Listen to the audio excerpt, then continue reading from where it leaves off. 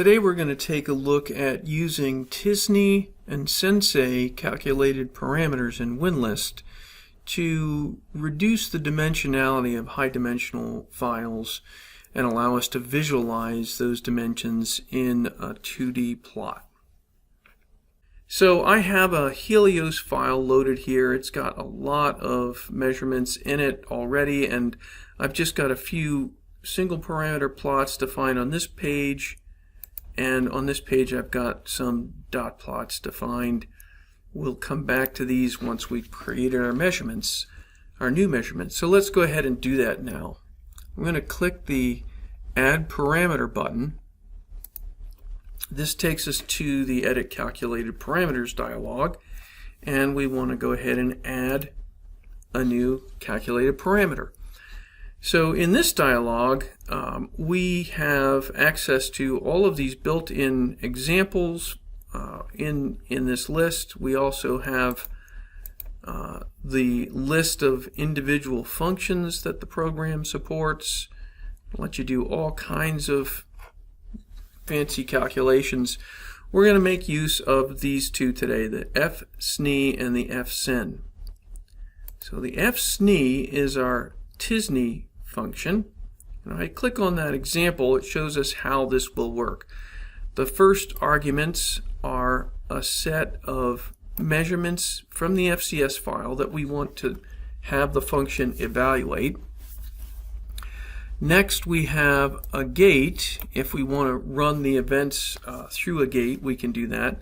We're going to use G0, which means it is ungated. There's no gate. The next argument is the perplexity setting for t-SNE, and finally the number of measurements that we want to get back for it. So let's go ahead and choose the measurements in the FCS file that we want to use for this. We'll use the Choose button to help us do this, because there are a lot of them. So our example had measurements P1 through P6 selected. We don't want to use some of these. We only want to use measurements that we would normally use to actually define cell types. CD45RA is one, CD20 is one, and then over here in the available list I'll start adding others that are used for that purpose, and I'll skip over ones that are used more for example, for staging of measurements of cell types rather, or looking at activation, or looking at some kind of functional markers.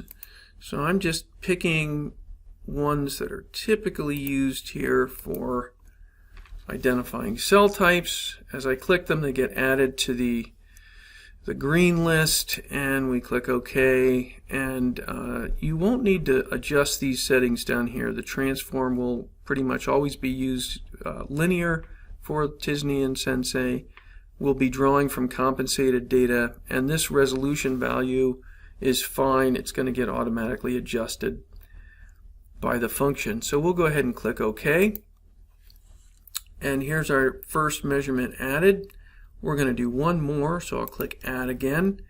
This time I'll pick the f-Cen example. That's our Cen-se measurement. It's almost the same format. We have a set of input measurements that we're going to provide.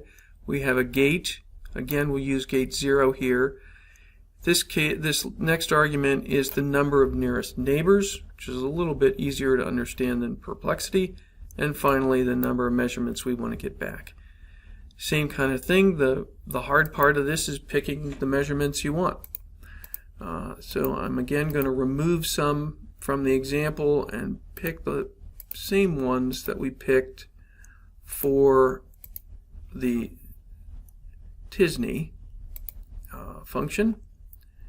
We're just going to skip around here. Doesn't matter if I get them in the wrong order, that's fine.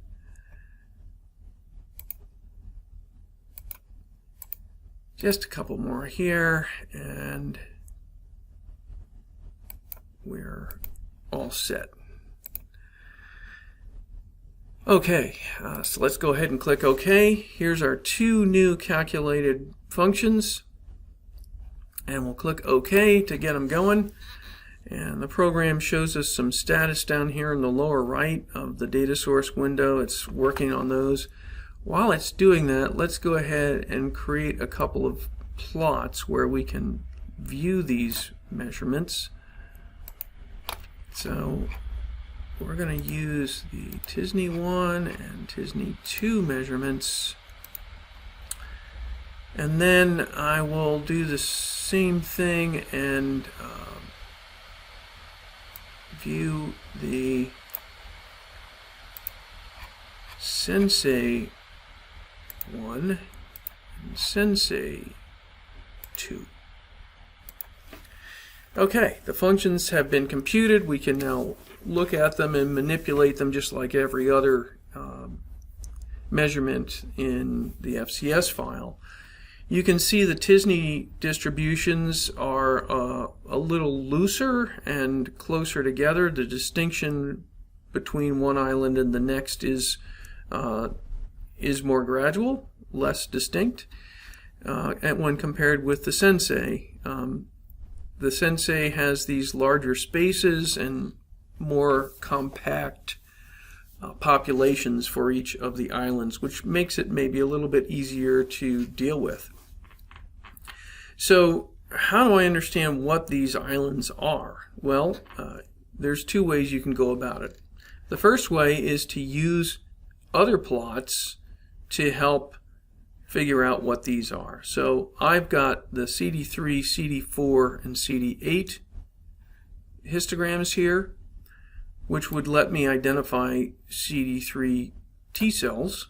And if I draw a region on the CD3 positives, they turn red in all the plots, including our two new dimensionality reduction plots. So these are CD3 positive cells that are red here in the t-SNE plot, and these are the same events in the Cen-se plot. If we want to go further here, we can say, where are my CD4 positives? So now we see some of the events that were red are now green here in the Cen-se plot and here in the t-SNE plot. And then finally we'll just draw a region on the CD8 positives, and most of the other red events now turn blue, indicating these are CD8 positive T cells in both of these plots. So this is one way you can understand what these dimensionality reduction plots are showing you. The second way is to use the Cen-se and t-SNE plots to explore events in other plots. So I'm going to just go ahead and say, let me show these plots on page 2. This is a convenience that just makes it so I don't have to create another copy of these to see them on page 2. And here are the same plots down here, Cen-se and t-SNE. And we're now looking at several bivariate plots which are used to identify key populations. We'll use them to see if we can understand what some of these other islands are in the Cen-se and t-SNE plots. So I'm going to start out by drawing an ellipse around this island right here. And I'm going to highlight these events, which will make them blink. A little easier to see them this way. So here's that same island of events in the t-SNE plot. In our regular FCS measurement plots, here's CD20 versus CD19. We can see these events are positive for both of those. I don't see any events down here that are blinking. They're also positive in this plot, which is CD45RA and HLADR. But in the CD14 versus CD33 plot, it looks like these cells don't have those measurements on them. And similarly, they don't have CD16 and CD56. So we can see the group down here. So these would very likely be our B cells with these measurements positive and these negative.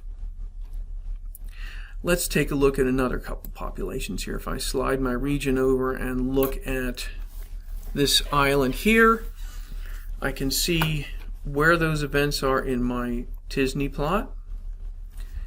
And then coming up to our CD20 and CD19, well, these events now are negative for both of those markers. They're negative for CD45, but they have HLA-DR on them for the most part.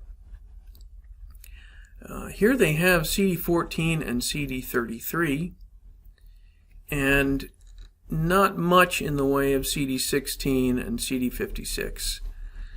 So these would be our monocytes, our monocyte population in this portion of the Cen-se plot. Now I'm going to delete this region and draw a freehand region around this funky looking island. And we'll do the same thing. We'll highlight these in all the plots. So here's the same island in the t-SNE plot. Again, it's there. It's just not quite as far away from the other islands, so that you would know where its borders are. These events don't have CD20 or CD19 on them. They do have CD45RA, but not HLA-DR. They don't appear to have CD14. Some of them have a little bit of 33, but most don't. What they really have is CD16 and CD56. So these are probably our NK cells.